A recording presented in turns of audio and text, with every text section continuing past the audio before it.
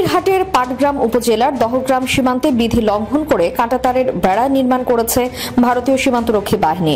শুক্রবার সকালে বিপুল সংখ্যক ভারতীয় শ্রমিক দিয়ে কাঁটাতারের বেড়া নির্মাণ করে দেশটির সীমান্তরক্ষীরা। এই ঘটনায় দহগ্রাম সীমান্তে উত্তেজনা বিরাজ করছে। দহগ্রাম ইউনিয়ন পরিষদ সদস্য ফরিদুল ইসলাম এবং ইউনুস আলী বাংলা ট্রিবিউনকে এ তথ্য নিশ্চিত করেছেন।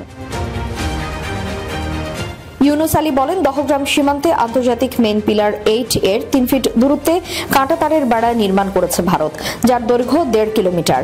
তবে এ বিষয়ে বাংলাদেশ বর্ডার গার্ড বাংলাদেশের পক্ষ থেকে কোনো বক্তব্য পাওয়া যায়নি। 51 বিজিপির কমান্ডের 0176 কোডের নম্বরটিতে কল করলেও রিসিভ হয়নি। 51 বিজিবির পানবাড়ি কোম্পানি কমান্ডার জামাল হোসেন বাংলা ট্রিবিউনকে বলে, ঘটনাস্থল থেকে দূরে আছি, অন্য কারো কাছ থেকে আপনাকে জানতে হবে।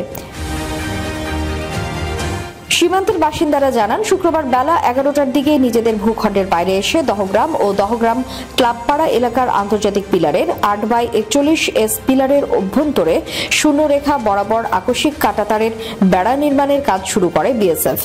বিষয়টি নজরে এলে বিজিবি তাদের বাধা দেয়। এই সময় স্থানীয় কিছু মানুষ ওই সীমান্তে জড়ো হয়ে প্রতিবাদ শুরু করেন। আইন অনুযায়ী সীমান্তের শূন্যরেখা থেকে 150 গজের মধ্যে ফসল চাষ ব্যতীত সীমান্তবর্তী কোনো দেশ তাদের সীমানা বেড়া কিংবা স্থাপনা নির্মাণ করতে পারবে না। কিন্তু বিএসএফ এর সদস্যরা আন্তর্জাতিক আইন ভঙ্গ করে সীমান্তে স্থাপনা নির্মাণের চেষ্টা করেন। ঘটনা জানতে পেরে বিজেপির সদস্যরা তাদের বাধা দেন। পরে কাজ না করেই ফিরে যান বিএসএফ এর সদস্যরা।